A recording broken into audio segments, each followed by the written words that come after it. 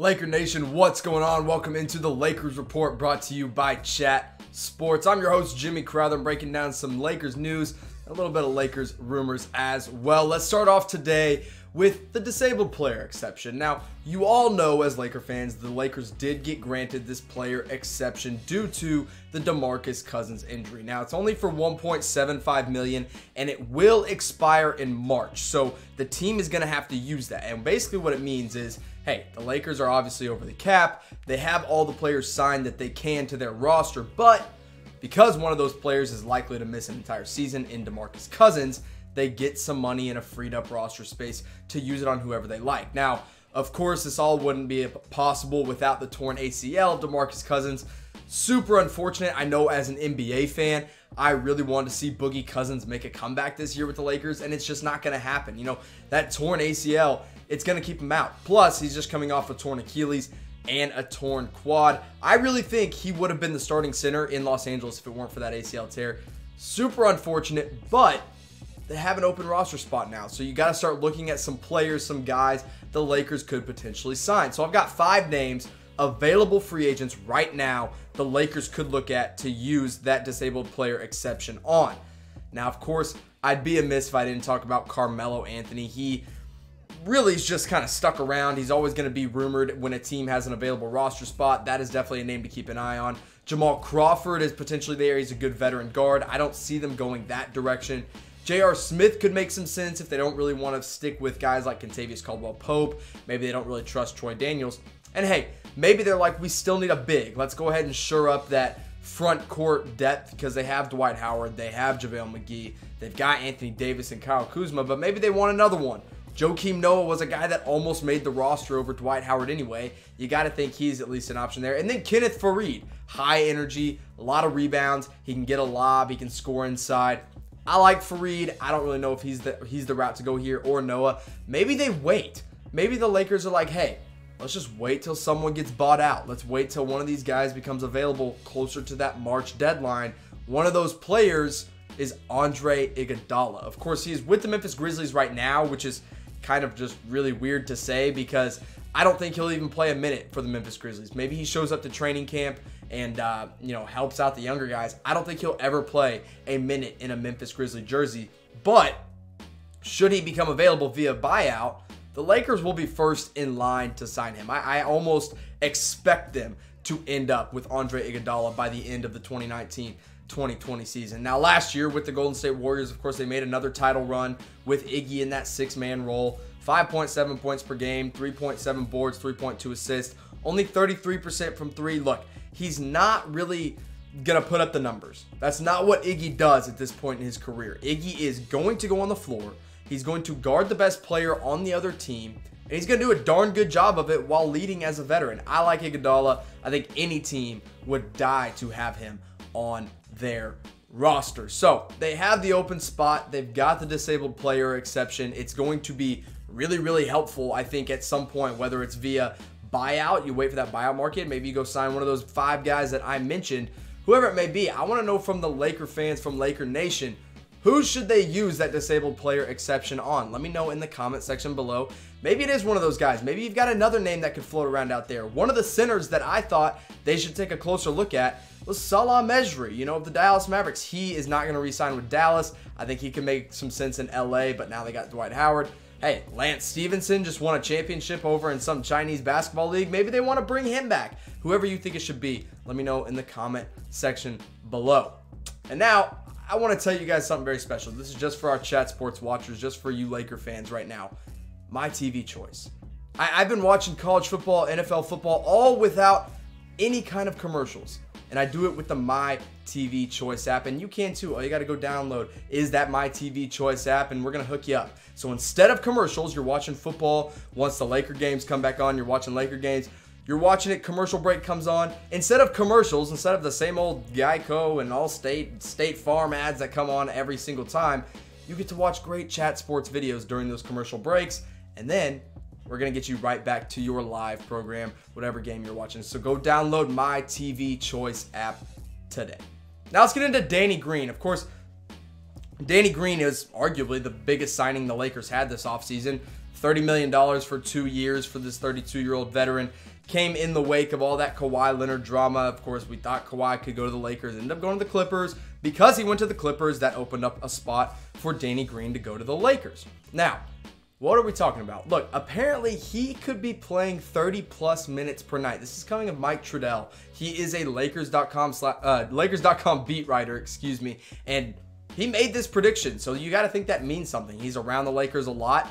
Danny Green's a big signing. Now, last year with the Raptors, of course, Danny Green was a huge part of that championship run for Toronto. 10.3 points per game, 4 boards, and 45.5% from beyond the three-point arc. Look, I think a lot of people think Danny Green was just kind of a throw-in the Kawhi Leonard trade.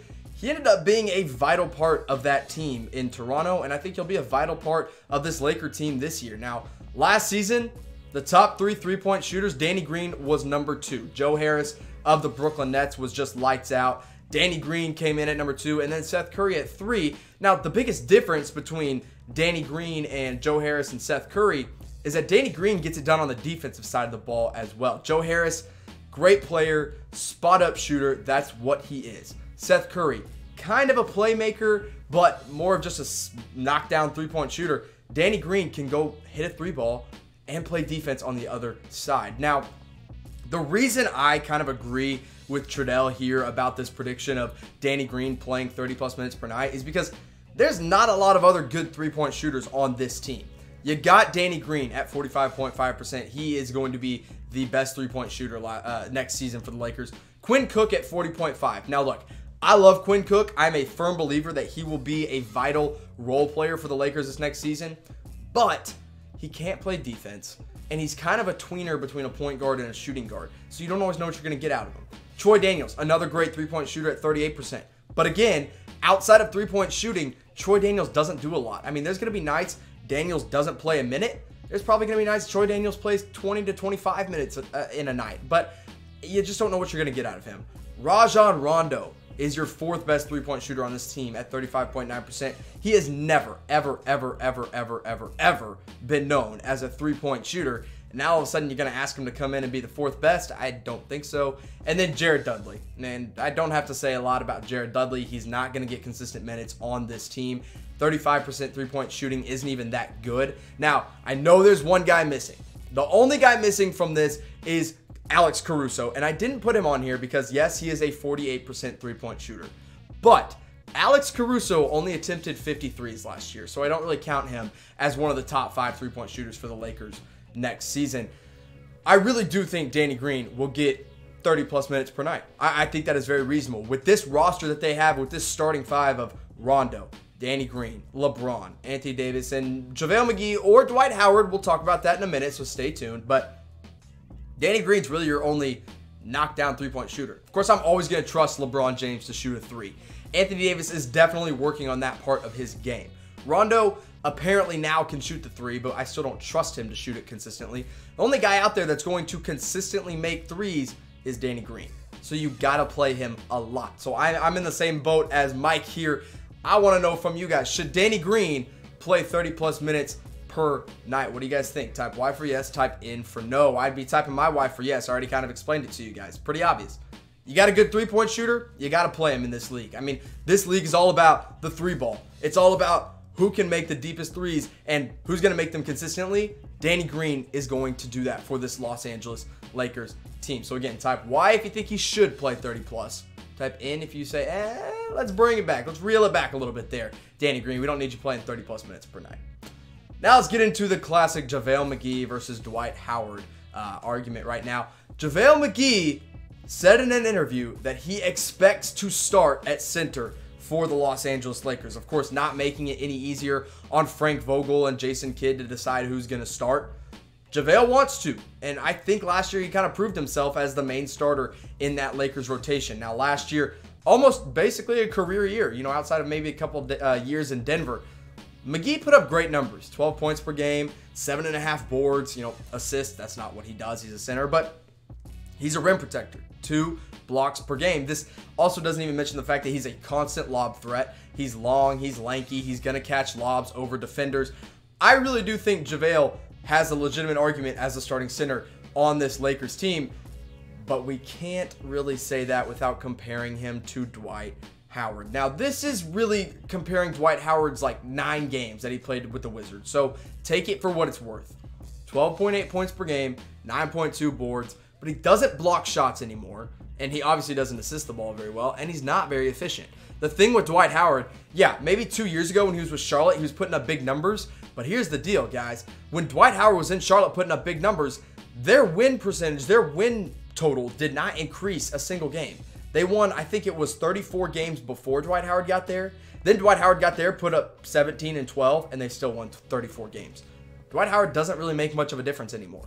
JaVale McGee, however, does. I think he has made a real argument as the starting center in Los Angeles. Now, Dwight Howard, of course, I mentioned it. He only played in 9 games for the Wizards. He had that weird buttocks injury that he had going on. And look, the Lakers are his 5th, or you could even say 6th, because of that stint he had in Brooklyn before getting bought out, team in just 5 years. You know, he's played for the Rockets, I think it was the Hawks, the Hornets, the Lakers. He was on the Nets for like 0.2 seconds. And then, of course, the Wizards. He's been everywhere now. No team has been able to keep him because of the locker room issues he brings. I think this is his last chance to make a true impact in the NBA. And if he's not starting, it could be a big question mark. So who should start at center for the Los Angeles Lakers on night 1? Now, I'm sure it'll change throughout the season. Maybe even Anthony Davis gets in the mix as a starting 5, even though he doesn't want to. Who should start at center? Type D for Dwight Howard. Type J for JaVale McGee. Now, I'd be typing J for JaVale McGee because I think he proved himself last year. I really do. You know, he's a good rim protector, good lob threat, great at, you know, he's not a good rebounder. I'll say this. Compared to Dwight Howard, he's not as good of a rebounder. But when you got AD and LeBron James in there, you don't need that great of a rebounder at center, and plus it was still 7.5 boards. So I'd be typing my J for JaVale McGee, but Laker fans, let me know what you guys think.